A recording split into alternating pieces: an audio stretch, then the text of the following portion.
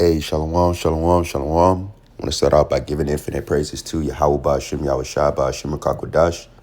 Double honor to my apostle and elders, a great millstone that rule well. And peace of citation to the elect men pushing out this word in truth and sincerity. This is Yakanam from the DC Church. And the topic I wanted to touch on today, as the video is entitled, it says count the cost, And the reason, the reason why that's so important to do, and I'm going to get into the scripture, in a second, but, and the reason why that's important to do is because what we're doing right now, the fight that we're fighting right now, it's a fight that takes a while, it's a process, right? And it's something that you have to consider before even joining this this ministry, this faith, because there's a lot of requirements and there's a lot of enduring that comes with it. There's a lot of adversity that comes with it. There's a lot of trials and tribulations that come with just being in this thing, on top of being an Israelite and being subject to the curses or whatnot. We're subject to more being in the truth, and that's why the scriptures say count the cost, And without further ado, I'm gonna get the scripture on that. This is Luke chapter 14, verse 26. It says, "If any man come to me and hate not his father and mother and wife and children and brethren and sisters, yea, and even his life also, he cannot be my disciple." And people read this scripture, people hear this scripture, and they think that you're supposed to have an abhorrent hate for your family, and it doesn't mean that. And it doesn't mean that, the hate that it's talking about is a hatred of their ways, the hatred of their lifestyle, and that's why it says hate yourself. What's it called? And hate yourself also, we hate the way, we hate the ways of the flesh and the lifestyle that we live, we don't even have, we don't have the full enjoyment of our family, so why wouldn't we hate it? In the sense that we hate the way, it's in the sense that we hate the circumstances in which we have to be here with our family.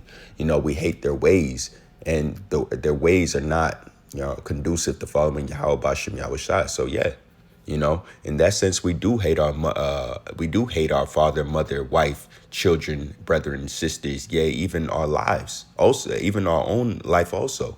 We hate our lives in this place, But through the spirit and power of Yahweh Ba'Shem Yahweh Shai, when Yahweh Shai makes his return, we'll have enjoyment of all those things, and we'll be able to love our mother, father, brother, sister, and wives, plural, wives, It says, he cannot be my disciple, right? Now continuing on, it says, "And whosoever doth not bear his cross and come after me cannot be my disciple." And what does it mean to bear your cross? It means to bear your burden. We have a duty to bear the burdens of being in this truth, being in this ministry. We have a burden. We have the burden and have that yoke of Yahweh Ba'Shem Yahweh Shai. And Yahweh Shai said his yoke is light. So we have to bear, even so much so, we have to bear that burden, on top of the burdens that we have to deal with being in, just living in Babylon, being in captivity, we have to endure, we have to sacrifice everything that we've wanted or aspired to be in this world, and, all the dreams and aspirations that we had being in the flesh. We have to give up all those things to bear our cross and follow Yahweh Ba'Shem Yahweh Shai. We have to bear that burden, We have to sacrifice everything.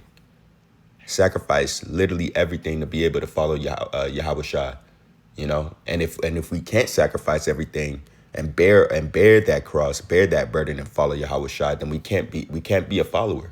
You just get, and the thing is that you can say Lord, Lord, but by ways of your actions, and when you're ultimately tested, that's what it means. You can't be a disciple of his. You'll turn back, and you go back into to your old ways, and ultimately forsake the Lord, you know? So if you can't sacrifice your life on this go around, you can't be a disciple of Yahushua. It says, for which of you intending to build a tower sitteth not down first and counteth the cost, whether he have sufficient to finish it, right? So, and that's the point right there. You know, it says, whosoever does not bear his cross and come after me cannot be his disciple. It doesn't mean that you can't start up. You know, start following them, and then as time goes on, you figure, and you have to sacrifice more and more. You figure out that, hey, this isn't for me, you know, because that's happened. That's happened before. That's happened to lots of men before. A lot of men have fell out, right? But the whole point is to know how much you're able, to give up, and know that you're able to give up everything to follow Yahweh Shem Yahushai.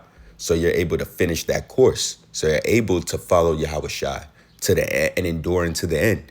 You know, now I'm gonna read that again. This is Luke chapter 14, verse 28. It says, for which of you intending to build a tower sitteth not down first and counteth the cost? That means before you even think about following Yahushua, you have to know how serious you are about following him. You have to know that, hey, this yoke I'm about to put upon myself, this burden I'm about to put on myself, it's going to come with this, it's going to come with that, it's going to come with this and that. You know, I have to be able to give up this. I have to be able to give up that. I have to give up, this and that. You know, I have to give up my whole entire being. I have to give up my life. You know, you have to give up your life to be in this thing. You have to give up your body. You know, this is, and it's our reasonable service. We have to give everything to the Lord. Anything less won't be sufficient to build that tower, you know, so to speak. And before you come into this thing, you have to count that cost. You have to say, hey, look, and you have to be honest with yourself. You have to be like, hey, I don't know if I'm able to do it. I don't know if I'm able to, and my kid is starving. I don't know if I'm going to be able to not take the chip. If the time of Jacob's trouble, if this happens, I don't know if I'm going to be able to, you know, I don't know if I'm going to be able to resist and be able to have enough faith in Yahweh Shem Yahushua to say, hey, I'm not going to take that chip. You know, just throwing out an example out there, right? Now, that's all a part of examining yourself, knowing yourself, and once you examine yourself, that honestly doesn't mean that it's it's necessarily over. You have to, that's why this whole process is a building process. You know, you have to constantly examine yourself. Even us being in this ministry, knowing and counting that cost before coming in, we're still examining ourselves, you know, to make sure that our heart is all right, and making sure that our spirit is built up to the point to where when we are tested, we're able to endure that test and be found to be faithful servants, right? Now, I'm gonna grab this 2 Corinthians chapter 13, verse 5. It says, examine yourselves whether ye be in the faith. Prove your own selves. Know ye not your own selves how that Hamashiach is in you, except ye be reprobates? You know, and you have to constantly examine yourself. You know, once you count the cost, and you decide, hey, I'm willing to give up my life and everything that comes in this life for Yahweh Shem Yahushua. You know, the fight is not over. You know, you're still going to have to fight and endure, you know, living in this world, and also following after the ways of Yahweh Shem Yahushua to the best of your ability.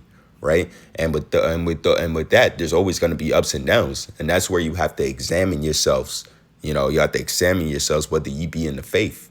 You know, you have so to speak, you have to count the cost every day. You know, you don't just count the cost when before you join. You know, when you're sitting down to decide how much you're to know to count the cost, to know how much you're willing to give before you build that tower. You're supposed to do that every single day, because there's going to be constantly different battles, and you're going to be tested every single day. We're being built up through the Spirit, so we have enough to give to Yahweh Hashem Yahushua when that time comes. Because the test and the trials and tribulations are only going to get harder. And that's why your spirit has to be built up that much more. So you're able to sacrifice what you need to sacrifice in due time, in due season. And in order to do that, you have to examine yourself constantly and build, and when you have to make a decision, be able to have be able to make the right judgment, and be able to sacrifice what you need to sacrifice in order to get closer to Yahweh Hashem Yahushua.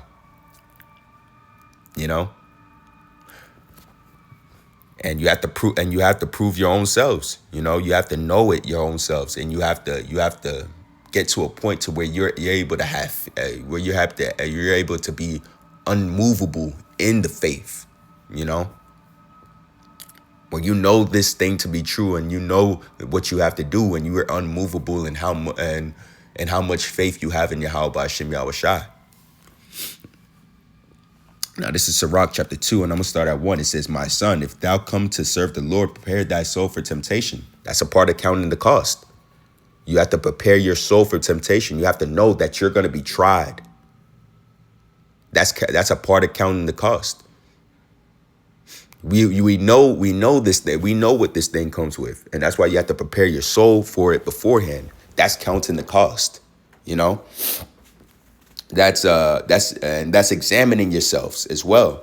To know, hey, am I going to be able to bear the temptations that are going to come with being a servant of Yahweh Hashem Yahushua?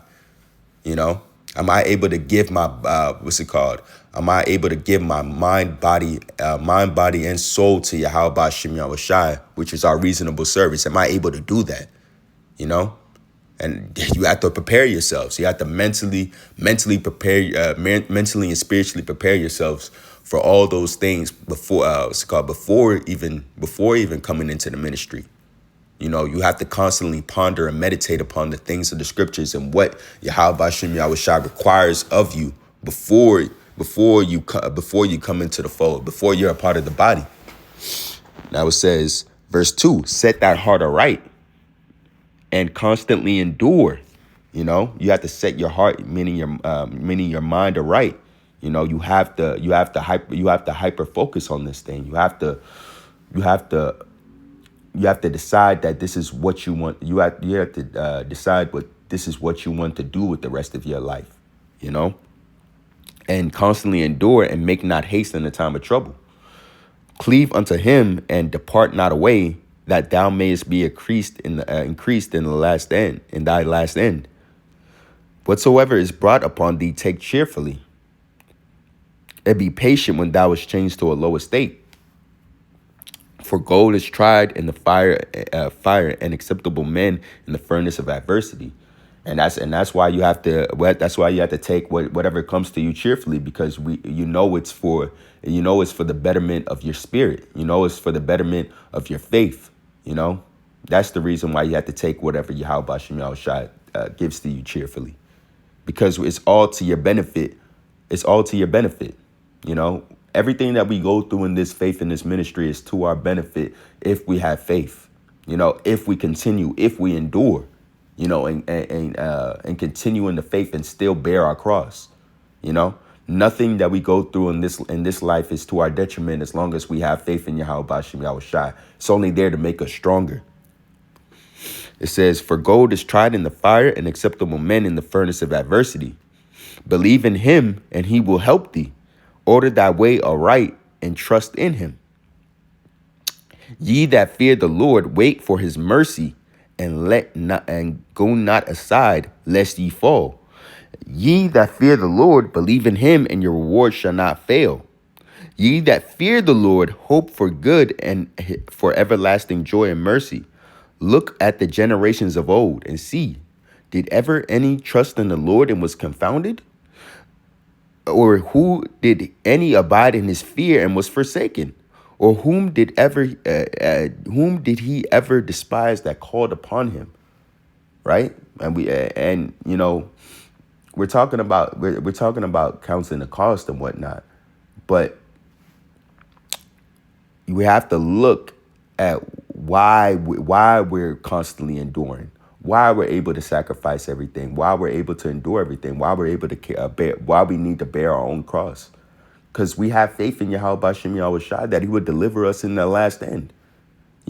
That there's a plan behind this. There's a method. There's a method to the madness, so to speak. There's something there. What's it called? There's a reward at the end. And it's the kingdom. And it's the kingdom of heaven. Which will be established on earth. And we know that, hey, when Yahweh Shai, when Yahweh Shai makes his return and he comes back with deliverance, and we fought and we endured into to the end, that he's that we will be delivered if we had faith and if we endured, if we endured into the end. And that's why we take why we take what goes into us on this go around cheerfully, because we know if we continue, then we will be rewarded at that last end, and we'd be rewarded with what? Salvation from everything that comes with being in this flesh, that comes with being in this world, And we know through him we already have the victory as long as we have faith. But you have to believe that in order to receive it, though. And we have examples all throughout the scriptures. We have examples throughout the scriptures, and that's supposed to motivate us to know that, hey, look, this isn't something new. All the men before us had to go through the same thing, and they had to have faith, and they had to count the cost. Just like we are right now, and we have examples of men that had faith in the Lord and were delivered. And whatever we go through on this go around is nothing to compare to the glory that should be revealed in us.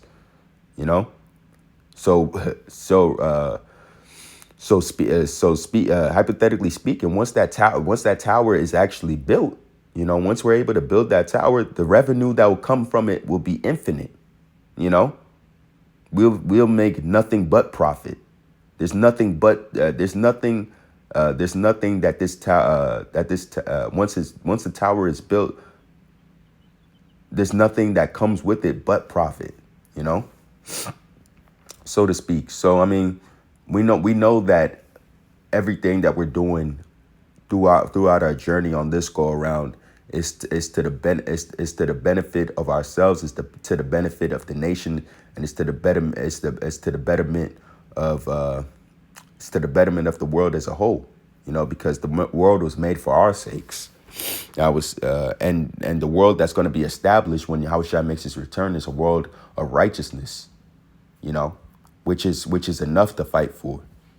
Now, it says, "For the Lord is full of compassion and mercy, long suffering, and very pitiful, and forgiveth sins, and saveth in the time of affliction."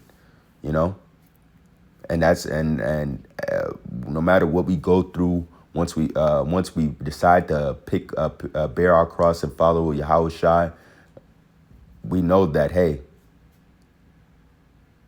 nothing that we're gonna go through is uncommon to man. And if we need to be delivered, Yahweh Bashem Yahweh Shai is gonna make that action and going to deliver us out of the time of affliction.